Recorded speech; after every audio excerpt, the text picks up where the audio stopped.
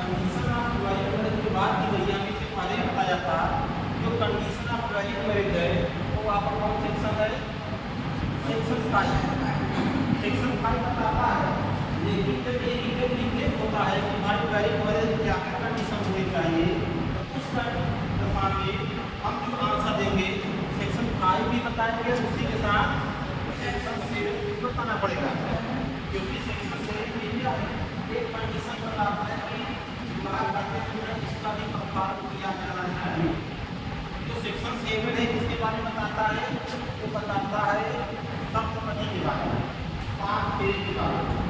लेकिन इसमें नियत आता है कि व्यक्ति जब विवाह करेगा, ठीक है, तो 7 फेरे लेना तभी में व्यक्ति है जब जहाँ कोई विवाह संपन्न कराया जा रहा है, यदि वहाँ को कष्टम, यदि 7 फेरा लेना कष्टम वहाँ पर है, तब तो फिर जो विवाह के शर्त है उस शर्त के साथ 7 फेरा जो खत्म हो जाता है। लेकिन यदि वहाँ पे कष्ट नहीं है, 7 फेरा लेने कष्ट नहीं है, उस कंडीशन में फिर सेक्शन 7 की आवश्यकता नहीं है, केवल सेक्शन 5 में 5 कंडीशन हो जाते हैं, तो भी क्या होगा, तो भी आपका जो विवाह है वो वैलिड मैरिज के अंतर्गत हो जाता है। और सबसे खास बात यहाँ ध्यान रखिएगा, क्योंकि जो हिंदू मैरिज है पहले सेक्शन 5 को, तो सेक्शन 5 में पहला लाइन है, वहाँ पे होता है कि जब दो पक्षों के बीच में, दो हिंदुओं के बीच में, ठीक, 2 हिंदुओं के बीच में विवाह की बात करता है। अब जो 2 हिंदू है वहाँ पे कहीं पे भी नहीं लिखा कि 2 हिंदू कौन होने चाहिए, और का मतलब दोनों मेल होने चाहिए या फिर दोनों फीमेल होने चाहिए या फिर मेल और फीमेल हो सकती है, इसको कहीं इस पे नहीं किया गया। तो अब तक क्या है कि अब तक शुरुआती तौर से लेकर के अब तक व्यवस्था रहा कि कोई भी शादी की जाएगी, एक पुरुष होना चाहिए और एक स्त्री होना चाहिए, ठीक, ये कॉन्सेप्ट इसमें चला जा रहा था, लेकिन 1970 के दशक में कॉन्सेप्ट को पता चला जो सामने प्रॉब्लम आया, यदि हिंदू विधि के साथ शादी किया जाए तो क्या 2 पुरुष आपस में विवाह करके कर्तव्य होगा या फिर 2 महिलाएं आपस में विवाह करेंगे उसका कर्तव्य होगा, या फिर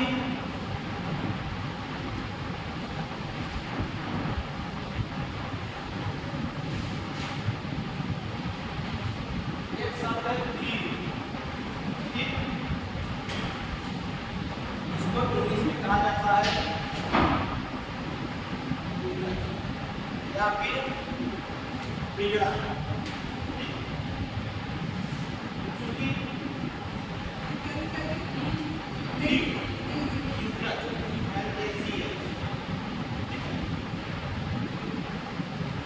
तो देखिए विवाह का पर्पस था वंश की वृद्धि करना, ठीक है, जन सुख की प्राप्ति करना, ये सब क्या थे उसके पर्पस से।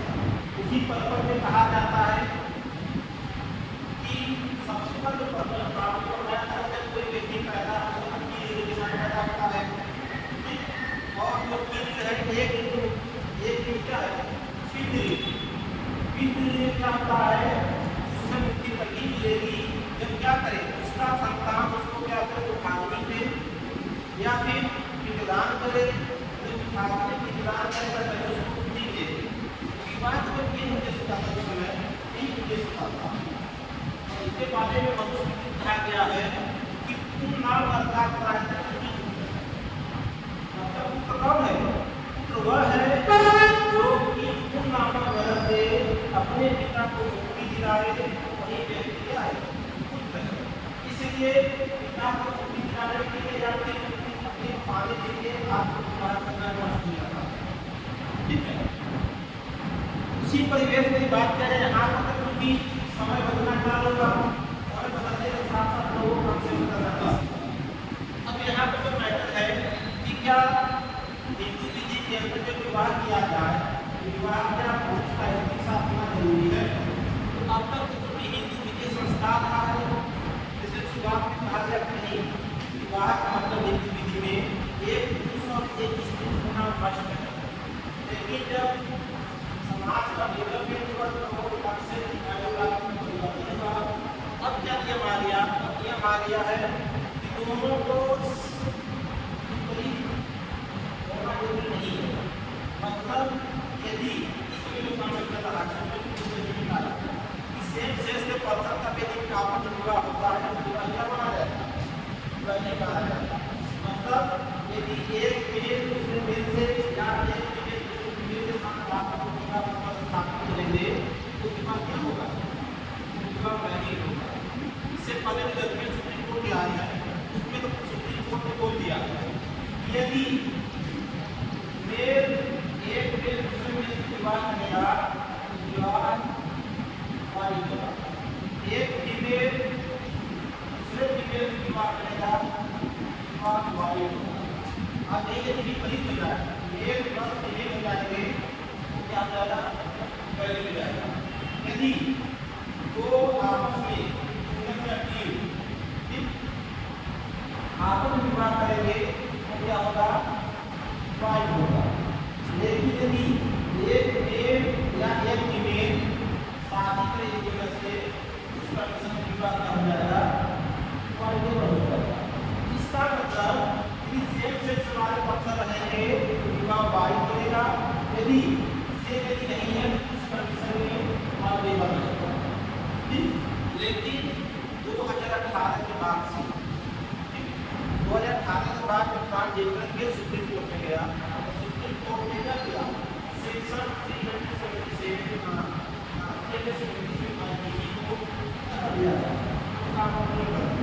और उसी के साथ को बोल दिया आपका जो केस है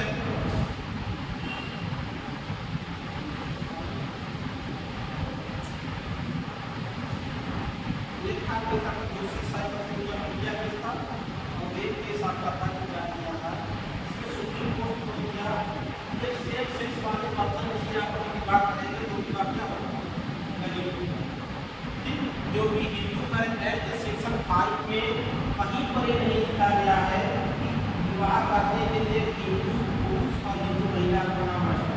वहाँ पे केवल नहीं लिखा है कि दो हिंदुओं के बीच दो हिंदू होने का तो कहीं नहीं बताया गया है। दो हिंदू में फीमेल होना चाहिए, फीमेल होना चाहिए। दो हिंदू में दो हिंदू हो सकती है, दो महिला हो सकती है और दो पार्टी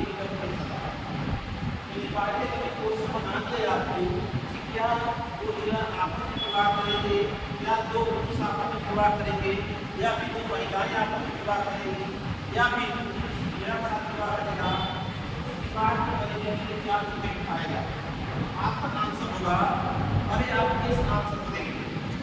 ठीक है, इस आंसर के साथ जो पारक दिमाग लगाया पारक दिमाग के साथ उसका आंसर है सेम सेक्स वाले पर्सन जब विवाह करेंगे तो विवाह किस कैटेगरी में जाएगा? वाइट कैटेगरी में जाएगा। लेकिन यदि हिजड़ा के साथ कोई अदर व्यक्ति विवाह करेगा चाहे मेल या फीमेल तो क्या करेगा? वाइट लेवल बनेगा। बाकी यदि मेल फीमेल रहेगा तो उस कंडीशन में विवाह क्या बनेगा? नहीं बनेगा।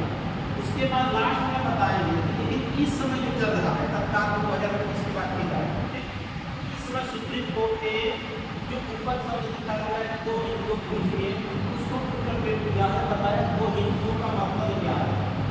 ये बताया कि इसका मतलब है कि दोनों हिंदू हो सकते हैं और स्त्री हो सकती है। कोई मैंडेटरी नहीं कि एक मेल और एक फीमेल हिंदू हो, बस उनका हिंदू होना ही अपने आप में बचना है।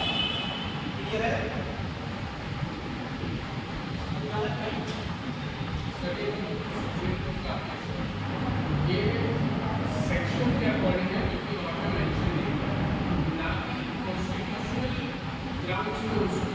कॉन्स्टिट्यूशन की बात की जाए कॉन्स्टिट्यूशन में आर्टिकल 21 आ जाता है। आर्टिकल 21 अर्थात आपका जो यदि हमारा फंडामेंटल राइट आर्टिकल 20 है कि हम इसके साथ विवाह करेंगे। ठीक है, हमारे इच्छा है किसी लड़के के साथ विवाह करना उसके साथ करेंगे, हमारे इच्छा किसी लड़के के साथ विवाह करना उसके साथ विवाह करेंगे। क्योंकि ये मेरा व्यक्तिगत फंडामेंटल है। इसमें कोई व्यक्ति किसी का नहीं या बोलते हैं हमको कई बार जब लगा रहे हैं इसका मतलब क्या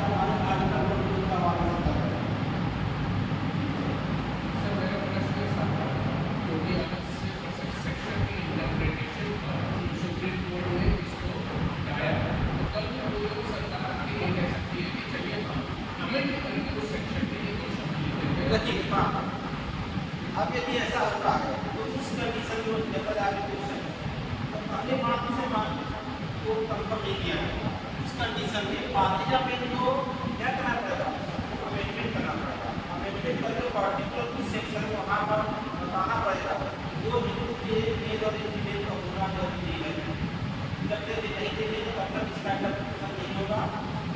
कोई भी मतलब कोई भी हो सकता है, दोनों मेल हो सकते हैं या फिर दोनों फीमेल हो सकते हैं, ऐसा कोई भी व्यक्ति नहीं है। ठीक है, जो आपका क्वेश्चन है उसके लिए भी पार्टीजा को क्या करना पड़ेगा, अमेंडमेंट करना पड़ेगा।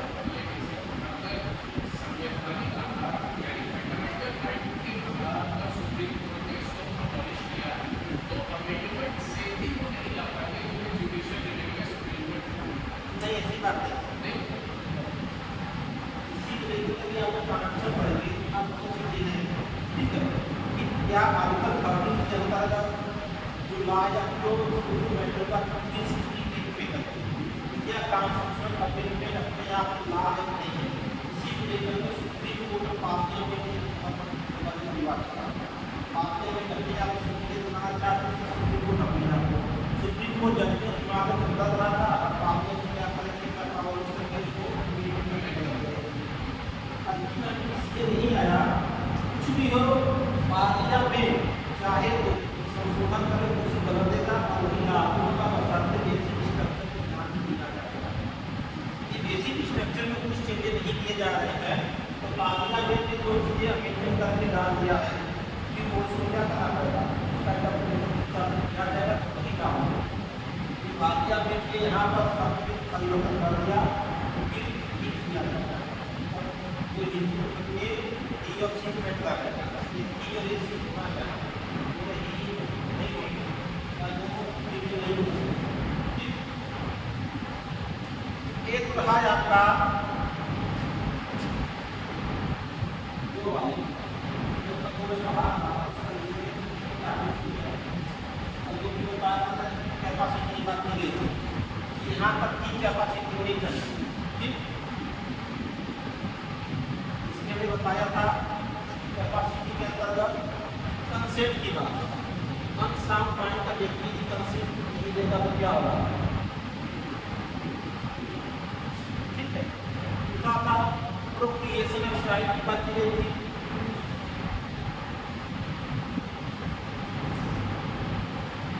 और तीसरा था आपका एक्सरेंटी की बात, आपका इसलिए यहाँ पे भी समाप्त कर दिया है। ठीक है,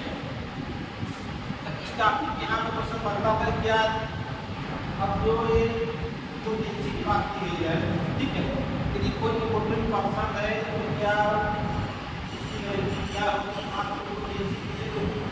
फिक्स माना दिया जाता है। वहाँ पर जो पोटेंशियल लेकर जो कॉन्सेप्ट आता है कैसे पोटेंशियल है, वहाँ दो टाइप वो टाइप में पोटेंसी होता है।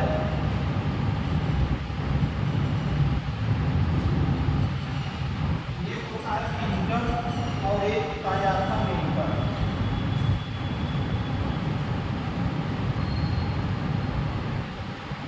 मेडिकल ट्रीटमेंट से पता चला है कि सब कुछ सही है, उसके बाद भी वह मेंटल रूप से प्रिपेयर नहीं है तो भी उस कंडीशन क्या माना जाएगा, इम्पोर्टेंट माना जाएगा।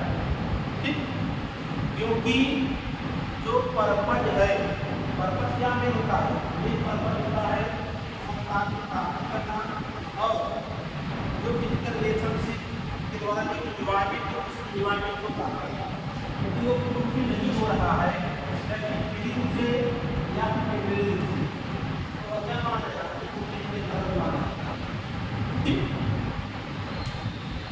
शरीर में हम लोगों ने एज को देखा था, एज वाले क्या पूरा हो गया था, और उसके आप मेंटली पढ़ाना चाहते हैं तो कुछ कामन चीज़ें आप दिखा बता सकते हैं, जो भी आपके हिंदू धर्म में नहीं जाते तो सोच किया जाए। जैसे मनुस्मृति कहा गया है, मनुस्मृति की जो चैप्टर 9 है, चैप्टर 9 का जो छंद है बच्चे है 90 और 92 दो जगह एज की बात है कि कितना एज होना चाहिए। हम मनुस्मृति का जो वार्षिक लक्षण आपका 90 है वहाँ पे आता है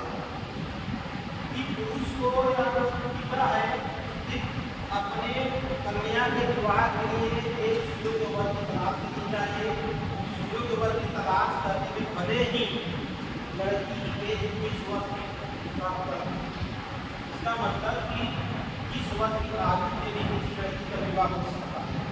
वही आपका 94 संकल्प उसमें कहा जाता है कि कोई पुरुष जिसकी आयु 30 वर्ष की है वह किसी 12 वर्ष की लड़की के साथ भी विवाह कर सकता है और विवाह करके होगा।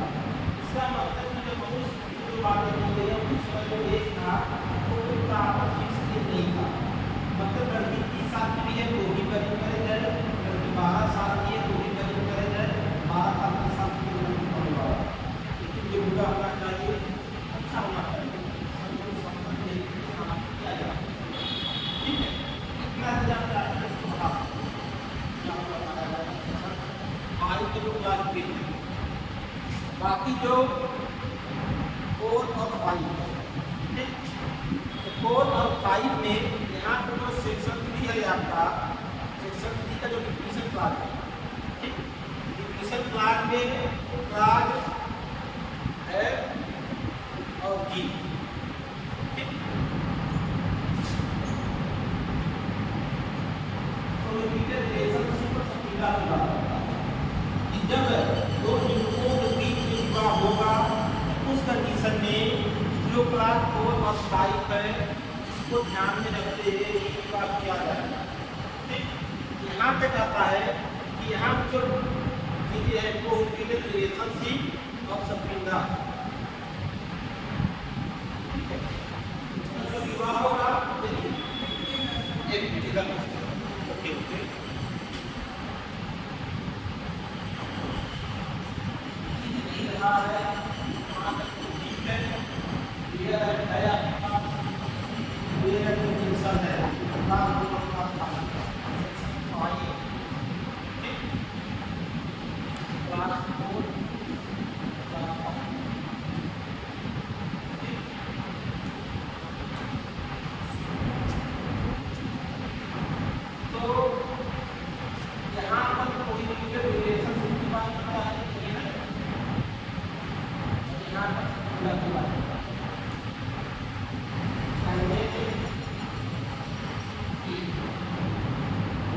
रिलेशनशिप और इसके संविदा। अब आपका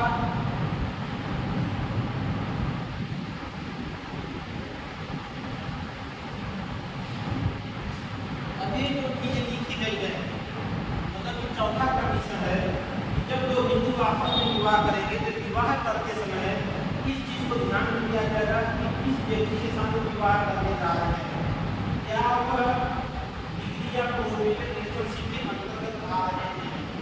अब प्रोहिबिटेड रिलेशनशिप किसको कहेंगे, उसका जो डिफिनेशन है वो हिंदू मैरिज एक्ट के सेक्शन 3 के जो चीज बात है वहाँ डिफाइन किया गया है प्रोहिबिटेड रिलेशनशिप किसको कहेंगे। अब प्रोहिबिटेड रिलेशनशिप का मतलब है कि वहाँ पर जो एक संबंध है प्रोहिबिटेड रिलेशनशिप के ऊपर आते हैं। यहाँ पे पता है कि पिता की लड़की है, चाचा की लड़की है, या फिर बुआ की लड़की है, मौसी की लड़की है, या फिर दादा की लड़की है, दादी की लड़की है, या फिर नानी की लड़की है, ठीक, ये सब जो है रिलेशनशिप वो सब जो है और प्रोहिबिटेड रिलेशनशिप के अंतर्गत आता है। और यहाँ पर आप किसी भी कंडीशन में शादी नहीं करते। यदि कोई व्यक्ति सेक्शन 5 के क्लास 4 का वायलेशन करके विवाह करेगा उस कंडीशन को कैसा होगा, वो विवाह वाइड नहीं बल्कि वाइड एब इनिशियो, वाइड एब इनिशियो ये आपका लीगल वर्ड है कि आप जो इंग्लिश पढ़ेंगे वाइड एब इनिशियो मतलब प्रारंभिक सूची होगा। जब आपको कंटेंट पढ़ा चालू करोगे तो कंट्रैक्ट एक्ट सेक्शन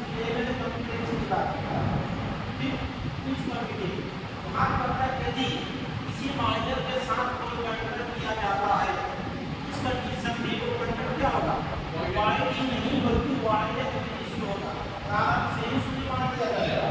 ऐसे यहाँ पर भी है कि क्लास 4 क्लास 5 के वायलेशन में जो विवाह होगा वो विवाह वाइड नहीं बल्कि वाइड इनिशियो होगा, नहीं है तो प्रारंभ से ही सुन गया।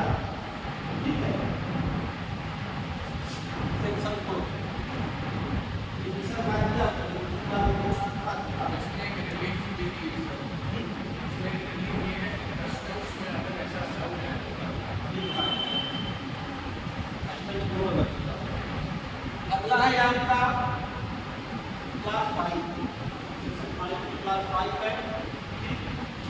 जब भी हिंदू से विवाह होगा, हिंदू विवाह करते समय पांचवा कंडीशन देखना पड़ेगा क्या वे तो सब्मिट के अंतर्गत आते हैं।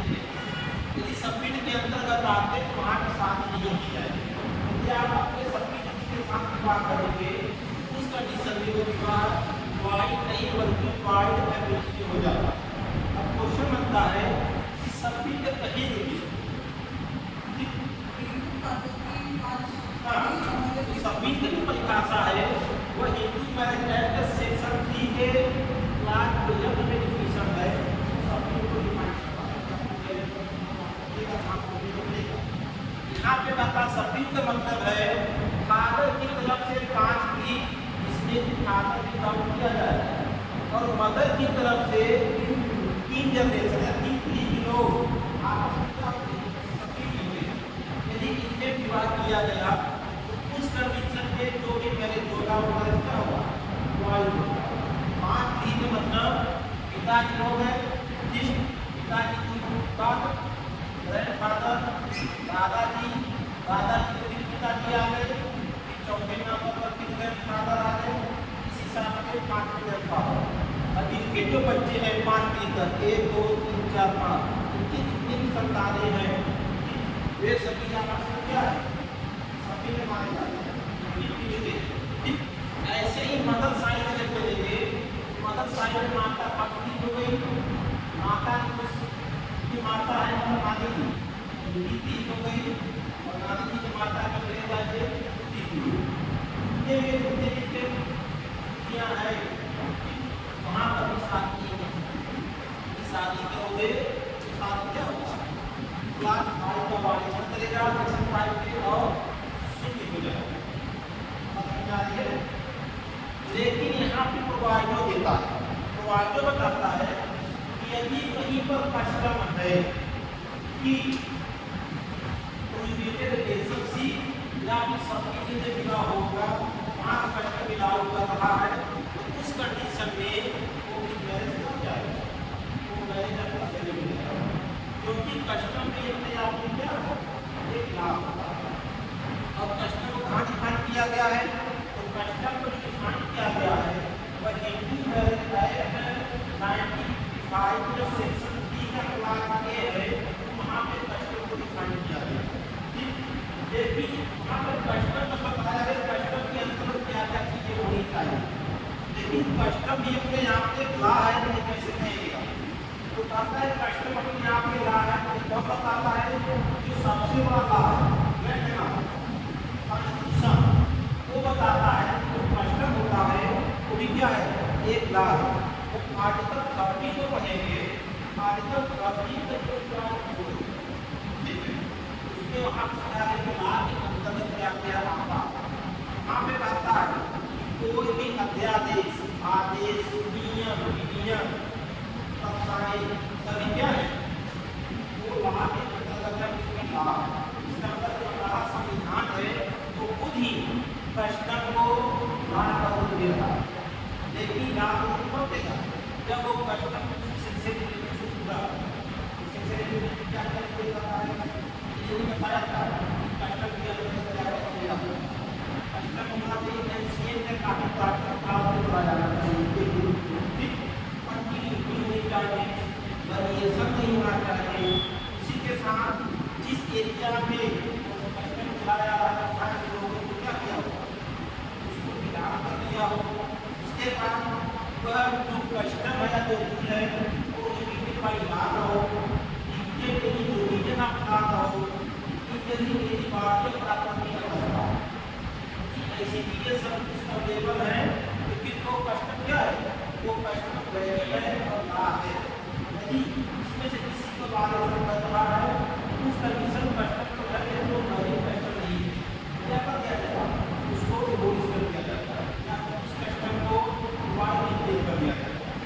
जैसे ये मुझे बताया था सब्जी माला का क्या था ये वहाँ था कि केवल उस वर्ग नहीं उस मंदिर में प्रवेश करेगा पूजा पाठ करेगा महिलाओं के लाभ नहीं होगा। महिलाओं ने इस कस्टम के अगेंस्ट पिटीशन फाइल किया सुप्रीम कोर्ट और आया था आर्टिकल 14 और 22 को देखते हुए, उसमें जो जज थी उसमें एक महिला जज थी इंदु मल्होत्रा, सुप्रीम कोर्ट की महिला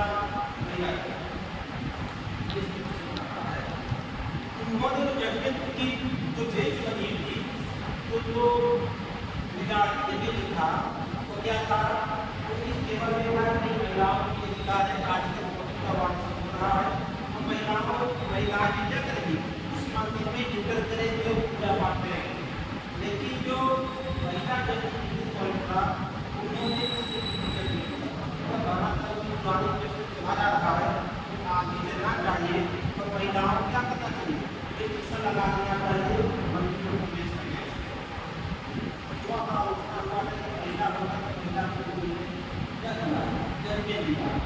मेजॉरिटी का मैटर था, मेजॉरिटी में ज़्यादा मेजर मात्रा में लोग इस लेवल पे नहीं महिलाओं को होना चाहिए, उनका देना चाहिए। क्या हुआ वो अधिकार दिया। कस्टम है आपका देखा जाए कि क्या हमारे जो देश फंडामेंटल राइट्स का पालन नहीं कर रहा है, ये हमारे देश फंडामेंटल राइट का पालन कर रहा है, उनको क्या हो जाएगा क्योंकि आर्टिकल करता है कि इस संविधान के लागू होने से पहले जो भी कस्टम को चल रहा हो, यदि वह हमारे फंडामेंटल राइट को बाधित करेगा तो फिर क्या करेगा, जिस मात्रा तक बाधित करेगा उस मात्रा तक वो हो जाएगा। हमारा कॉन्स्टिट्यूशन फंडामेंटल राइट आर्टिकल को नहीं बता रहा कि वह कुछ भी हो, चाहे ला हो चाहे मैजिस्ट्रेट हो, सब कुछ हो, सब पहले करें, लेकिन किसी भी कंडीशन में वो हमारे फंडामेंटल राइट को बीच में यदि फंडामेंटल राइट को बीच करेगा उस कस्टम को या उस ला को क्या करेंगे,